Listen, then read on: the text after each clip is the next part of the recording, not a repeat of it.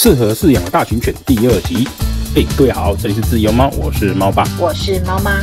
影片开始之前，猫爸提醒网友们，麻烦动动手，按赞、订阅及分享哦。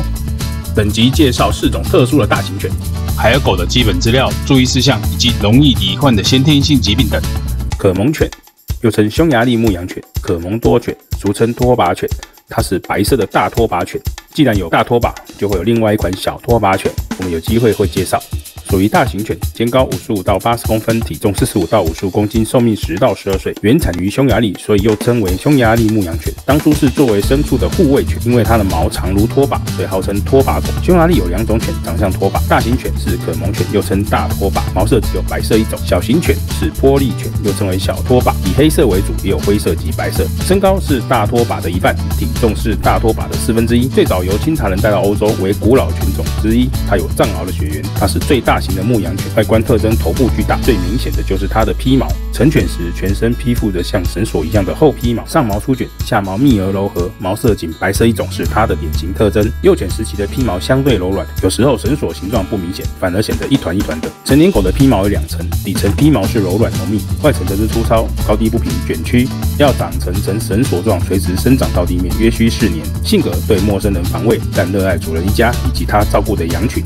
所以在家庭或羊群遇到攻击时，会奋起反抗。可蒙犬是家庭或羊群的最佳守护者，警惕、勇敢，而且非常忠实。它是羊群守护犬，但不是牧羊犬。它保卫家园及它的居留地，以防人类或其他狗类入侵，是可蒙犬的本能。若一个陌生的人或者狗被饲主接受，可蒙犬就会接受这位陌生者。而当饲主不在时，狗会代替饲主的地位，负起保卫地盘的责任。行为表现就大不相同，会显露出地盘攻击性。提到地盘攻击性，它会追逐邮差及临时的来访者。对这种行为对应方式是，饲主要安排将邮差或者来访者介绍给狗，让狗常常看到饲主接受来访者的出现。这种狗有猎杀的本性。狗虽然已经被驯化了数千年，但是有些狗仍具有追逐、捕获猎物的本能。它会追逐猫。对可蒙犬而言，猫由于体型小，有皮毛，迅速移动，随时都预备脱逃，而诱发狗的捕猎猎物本能。它能识别不同的猫，它可以与同家庭的猫和平共处。可能刚刚在外面追逐一只猫，回到家之后可以跟同一家庭的猫窝在一起。早期用于放牧、看守牛羊，所以会勇敢面对大型野兽。在户外，它的白色披毛让它隐藏在畜群里。当野狼或熊想攻击畜群时，可蒙犬就会立即挺身而出，保护畜群。厚的披毛还可以抵御恶劣的天气。可蒙犬其实是守卫犬，同类型如大白熊犬，但是可蒙犬不是牧羊犬。牧羊犬同类型如边境牧羊犬。近年随着时代转变，它从工作犬、守卫犬变成为玩赏犬跟展示犬。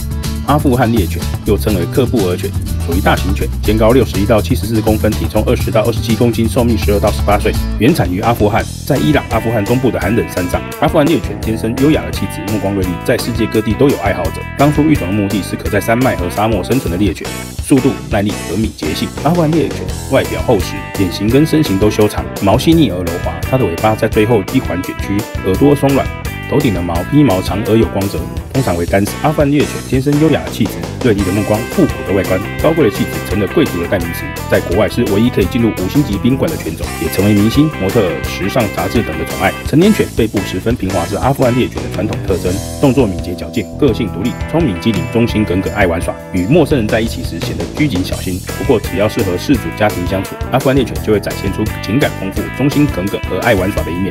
喜欢独立思考，对于严格的训练方法常表现出负面的反应，因此他们较适合有经验的饲主饲养。个头很大，如果有什么情况发生，一般人不容易控制。而且阿富汗猎犬还是攻击性的猎犬，它有很强悍的攻击性，脾气很暴躁，加上有攻击性，特别容易带来伤害，还会给人一种恐惧的心理，所以很多地方禁养。攻击性强，既然是猎犬，阿富汗猎犬的捕猎能力不差，它喜欢追逐奔跑中的小动物，而且容易进入狂暴的状态，个性独立，耐热耐寒，适应环境的能力很强。在室内很安静，所以能适应都市生活。很聪明，性格活泼好动，需要大量的运动，所以每天要进行一定量的户外运动。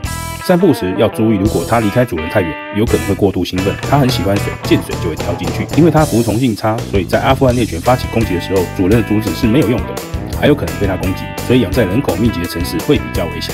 它的个性有主见，一般阿富汗猎犬都不是很听主人的命令。在犬类智商排行榜就认为阿富汗猎犬排名倒数第1名，不是它的智商低，而是它的性格太过孤傲了。面对主人的训练，它不想搭理，所以它是很难驾驭的狗。想要驯服这种猎犬，饲主需要花费很多心思。阿富汗猎犬被中国列入了禁养犬种，也被列入了48种禁养犬种之一。最初培育用途是狩猎野兔、瞪羚、羚羊、狼、雪豹的狩猎犬。由于培育主要是用于追踪狩猎，所以它是靠眼力追踪它的猎物，并跟随着骑在马背上的猎人。由于这种猎犬常常把马远远抛在后面，所以阿富汗猎犬是靠自己，而不是靠猎人的指挥，这样就成就了它独立思考的能力。阿富汗猎犬于1886年首次登陆英国，成为英国皇室猎犬。当初的狩猎犬，现在则是家庭伴侣犬、观赏猎犬。阿富汗猎犬不太能适应台湾潮湿的环境，容易会有皮肤方面的疾病出现，需要多加注意。比利牛斯山獒犬又名比利牛斯獒犬、比利牛斯马斯丁犬，属于大型犬，肩高72到86公分，体重60到90公斤，寿命9到11岁。原产地在西班牙，它起源于历史悠久的阿拉贡王国，中世纪以来就有记录。还有一种犬体型跟它相当，原产地也一样，就是大白熊犬。大白熊在台湾比较有人知道，有机会我们会介绍。这种獒犬跟大白熊犬一样，都是早年地中海船员带到西班牙的后代。最初作为羊的守卫犬，比利牛斯山獒犬与大白熊犬虽然体型类似，另外一个相近的是西班牙獒犬，但是三者是不同的品种。外形特征，它的体格健壮，比例匀称，体型虽然巨大，但食量却小，脚也不会粗，头部骨骼宽厚，看起来又大又壮。它的披毛厚重，在白色身体上面有颜色较深的色斑。身上的色斑会对称，这个特征很好辨认。它们精力旺盛，脖子强壮。过去牧民用它驱赶狼，为了保护它的脖子，每只狗的脖子上都挂着狼项圈卡兰卡，它是一种带长刺的金属颈圈，让狗看起来更凶悍。过去作为羊的守卫犬，活动量大，需要经常带它运动，所以它不适合都市生活。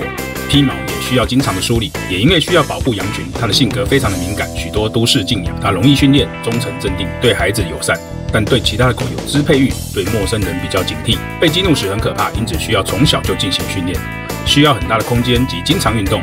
长披毛也需要经常梳理。过去用为羊及家庭的守卫犬，现在则是伴侣犬。苏格兰牧羊犬，又称可利牧羊犬，属于大型犬，肩高55到66公分，体重23到34公斤，寿命12到16岁。1940年由古典小说改编的知名电影及电视剧《灵犬莱西》而闻名。它的毛色分布和外观都与喜乐蒂牧羊犬神似，有机会我会再介绍喜乐蒂牧羊犬。外形特征，苏格兰牧羊犬的祖先生活在寒冷的苏格兰北部，那里终年寒冷，所以有了浓密又飘逸的长毛。除了头部和腿部以外，全身披毛浓密，绒毛层柔软，绒毛又紧密。性格特征，有人形容它是充满灵性的狗，黏人、热情、善解人意，有智慧，性格温顺，平易近人，聪明敏感，温和服从，对主人十分忠诚，对小孩友善，开朗活泼。但是如果没有适当训练，可能会害羞或紧张。和其他的宠物相处融洽，在室外活力充沛，但可能会追赶较小的动物，适合做机警的看门狗，对生人警戒心强，有很好的看护本领，平常不会显露出软弱或者攻击性的一面，听觉灵敏，距离半公里之外的声音也能听得见。苏格兰牧羊犬的智商在犬种智商排行榜排名第16名，这是前段班的排名，足以证明它们智商很高。过去用途主要是牧羊犬，也用作护卫犬，现在只是牧羊犬、护卫犬之外，还会担任救护犬、导盲犬以及伴侣犬。它的性格温和，对人比较没有戒心，所以容易发生被拐走的情形，破坏力很强，特别爱咬东西，所以家中的家具、鞋这些都要小心。精力很旺盛，所以每天运动的时间要拉长一点，才可以满足它们。要多带它们溜达溜达，发现完精力就不容易拆家。缺点之一是长毛不易打理，而且换季时掉毛也很厉害。另外一个缺点是警惕性太高，性格容易过于敏感，性欲比较强。当性欲受限制，就会做出爬跨行为。发情的数目，情绪会变得焦躁不安。发情时喜欢随处尿尿，还喜欢吠叫。本集总共介绍了4种大型犬：可蒙犬、阿富汗猎犬、比利牛斯山獒犬、苏格兰牧羊犬。还希望知道哪些犬种的资讯呢？留言给我哦。这里是自由猫，我是猫爸，我们下集见。